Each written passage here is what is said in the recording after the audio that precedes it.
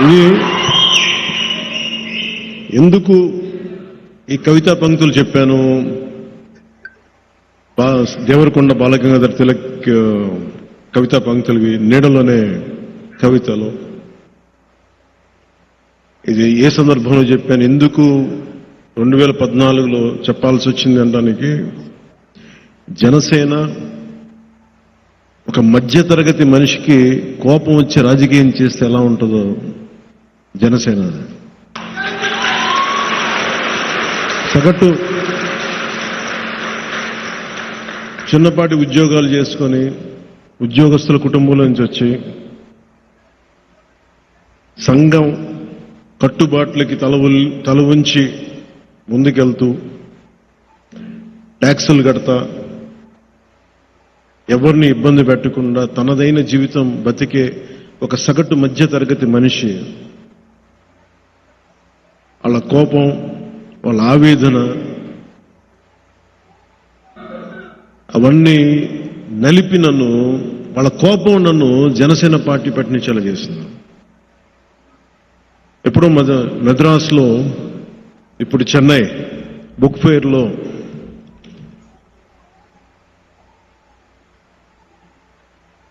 దేవరకొండ బాలగంగాధర్ తిలక్ గారు రాసిన అమృతం కురిసిన రాత్రి పుస్తకం చదువుతూ ఉంటే సగటు మధ్యతరగతి కుటుంబం నుంచి వచ్చిన మనుషులు ఎలా ఉంటారు, సమాజం ఎలా ఉంటుంది, ఈ మాటల్లో ఆయన ఏ ఉద్దేశంతో రాశారు, ఎవరిని ఉద్దేశించి రాశారు నాకు తెలియదు, కానీ అది నా గురించి అనిపించింది.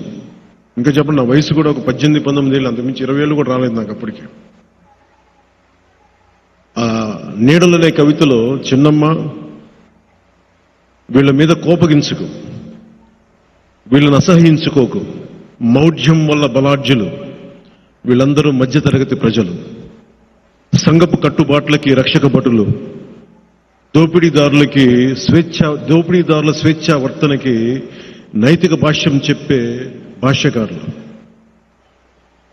చిన్నమ్మ వీళ్ళందరూ సగం మనుష్యులు, వీళ్ళందరూ ముక్కలైన గాజు పెంకులు, కల్లా కపటం తెలియని కబోది గుంపులు, తమని తామే మోసగించుకునే విద్యాధికులు, విదూషకులు. చిన్నమ్మ వీళ్ళని విడిచి వెళ్లబోకు, వీళ్ళందరూ నీ బిడ్డలు.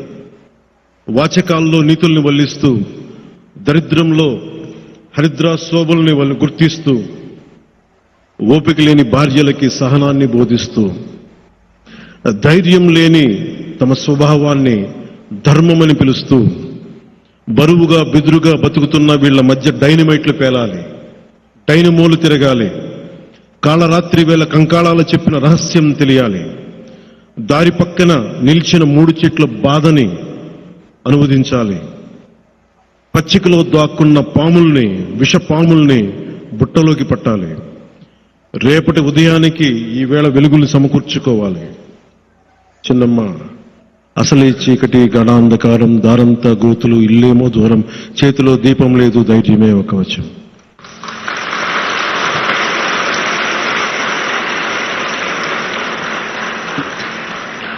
ఈ పదాలు ఈ కవిత నేను చదువుతున్నప్పుడు ఒక సగటు మధ్యతరగతి కుటుంబాలకు చెందిన వ్యక్తిగా, ఒక ఉద్యోగి కొడుకుగా, ఒక సూపర్ స్టార్ తమ్ముడిగా కంటే కూడా నేను ఒక ఉద్యోగి కొడుకుగానే పెరిగాను. నేను నా బాధ, నా వ్యధ, అధికారాన్ని దుర్వినియోగం చేసే వ్యక్తులు చేసే తప్పులు, మనకు తల ఉంచుకొని వెళ్తున్నాం, మన మీద దాడి చేసే సమూహాలు, ఇవన్నీ నాకు చాలా ఆలోచనింపజేసేనాను. నేను ఏదైనా చేద్దాం అనుకునే తపంతో గోపీచంద్ గారిది అసమర్థుని జీవయాత్ర అని ఉంటుంది. అసమర్థుని జీవయాత్రలో తనను తాను నిందించుకుంటా ఉంటాడు.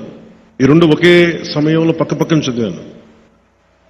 ఒక మధ్యతరగతి మనిషి తాలూకు నిస్సహాయత, తన మీద తన కోపం, ఇవన్నీ నేను అనుకుని వీటి నుంచి ఎలా బయటపడాలని ఆలోచించాను. నా వయసులో తప్పించుకోవడానికి యోగ మార్గానికి వెళ్ళాను, తిరుపతిలోకి వెళ్ళి యోగా చేశాను. ఇందాక చెప్పింది ధైర్యం లేని స్వభావాన్ని ధర్మం అని